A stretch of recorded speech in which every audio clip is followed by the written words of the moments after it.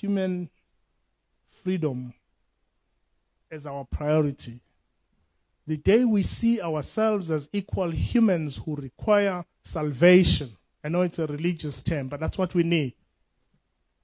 The day each one of us, including the sellouts who lead us, the day each one of us regard human life as worth it, the day we know that each individual was made in the image of God and requires protection of those in power, requires protection of our economy, our mineral resources, requires a better education system, does not need to die for demanding to be human, we shall be free.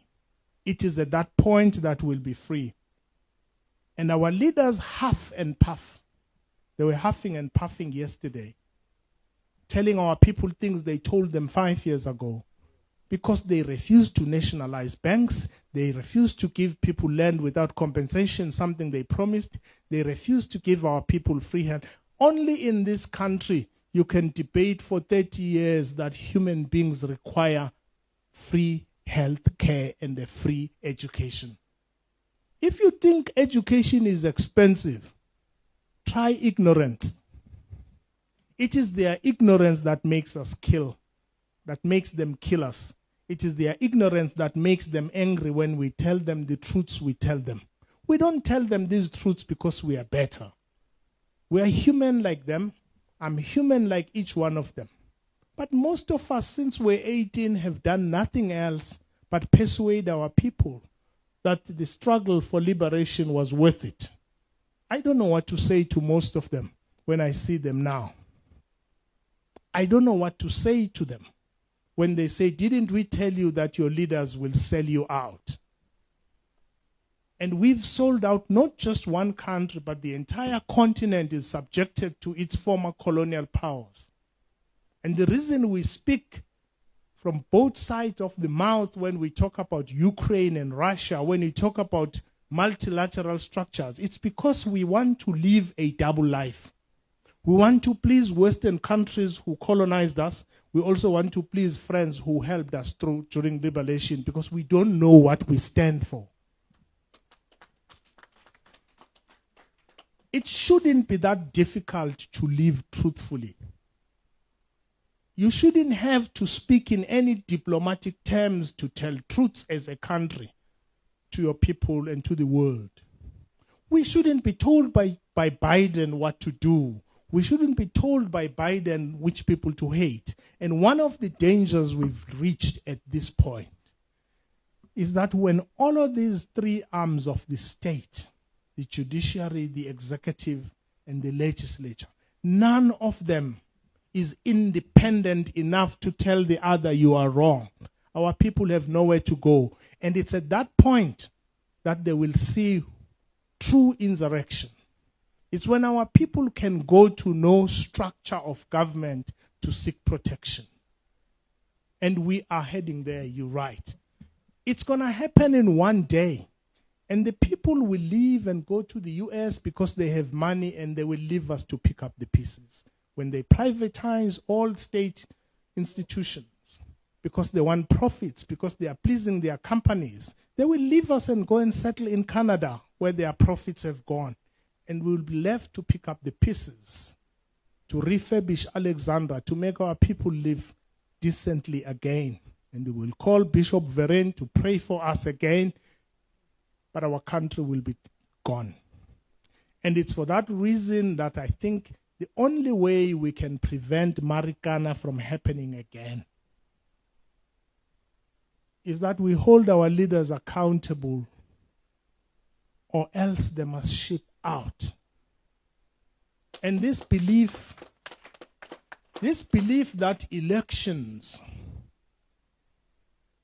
are what will free you is not true. When people are corrupt, they control how elections happen. They control the results. They control the judiciary. They control parliament. They control cabinet. They control the media and all levers of power in society. And where do you go? And I'm not suggesting that you should be violent. But I'm suggesting that when those spaces are closed, it's not now, I don't know when, you will feel the pinch. When those spaces are closed for our workers to be human,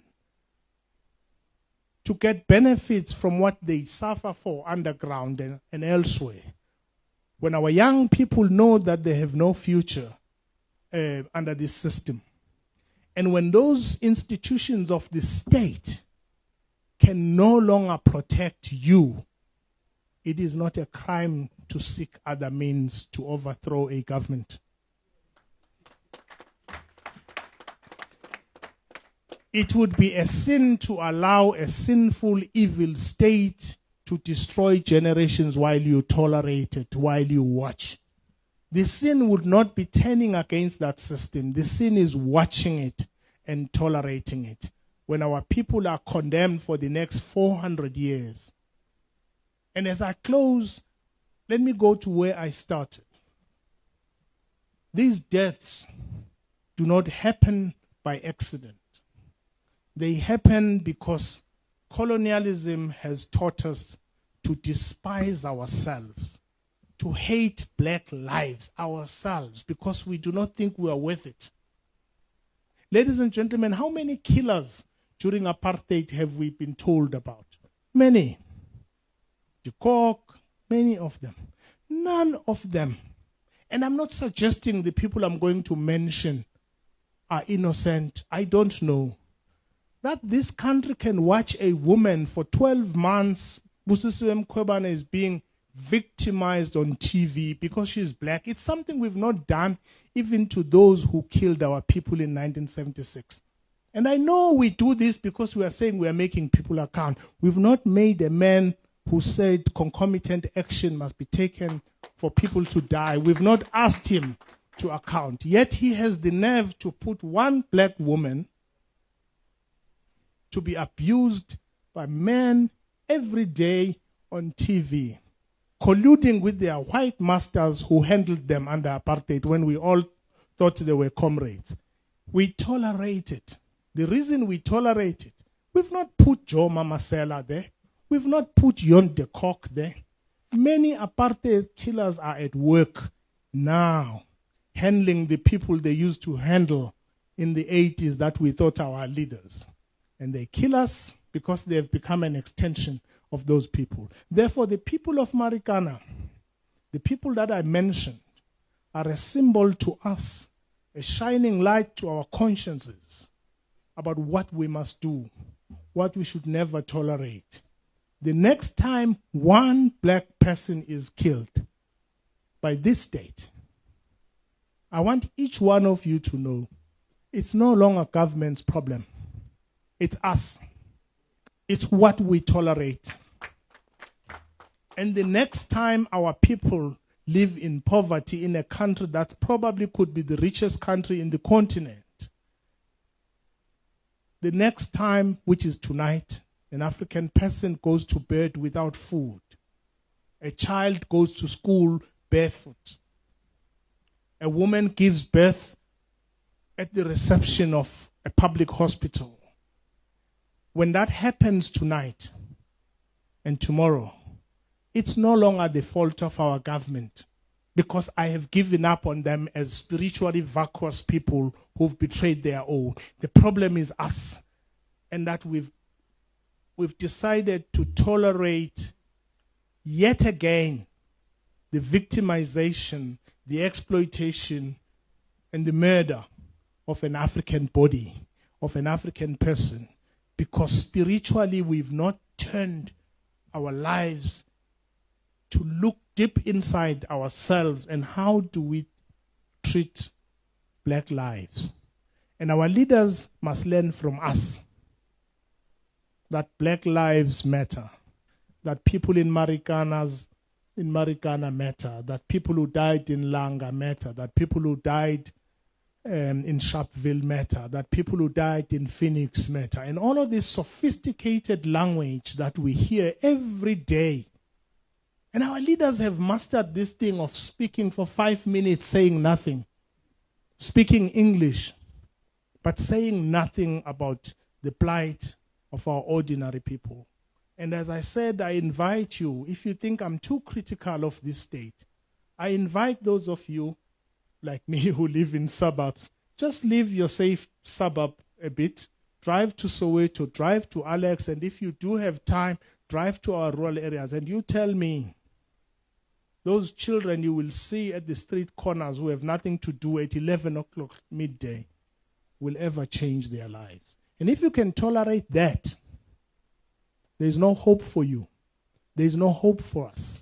And each one of us, as I said, the challenge we have to remember people in Marikana, Babmatunjwa, is that I haven't had AMCU again. I was inspired by AMCU when it started. But I think you hold it as AMCU with all the insults that you get. And as I said it to you, truth-telling is a lonely job. I don't know how many WhatsApps I'll get today to say, comrade, how can you say this? Comrade, it's not right, the movement. Stuff the movement. We must start imagining freedom without the ANC. We must start imagining human emancipation without the traitors that betrayed our people that we call leaders. And I don't know which political party they come from. We must start imagining human salvation simply because we are people of God, not because they are leaders we trust, because we must free ourselves. And that is what I'm asking. We've spent too long attaching human emancipation and human liberation to people who don't care about us. And I ask AMCU, you may not be a massive party. Truth-telling does not need masses. It needs one person.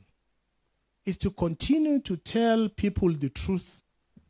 And as I said at the beginning, quoting Martin Luther King that you started with, if you have nothing you are prepared to die for, you are not fit to live.